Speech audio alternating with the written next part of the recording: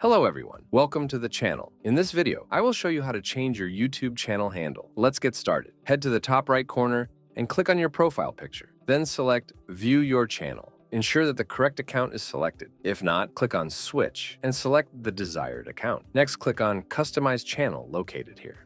It may take a moment to load, and you'll be directed to the channel customization page. Next, navigate to the right side and click on Basic Info. Here you'll see the option for handle, which is below the name option. Simply type in your desired handle for your YouTube channel. Please note that you can change your name twice in a 14-day period. Once you're satisfied with your changes, simply go to the top right corner and click on Publish. You'll see it saving, and once completed, it'll say Change is published at the bottom. Now, when you click on View Channel on YouTube, you'll see that the handle name has been successfully changed. And that's pretty much it. If you found this tutorial helpful, please make sure to leave a like and subscribe to the channel. Thanks for watching.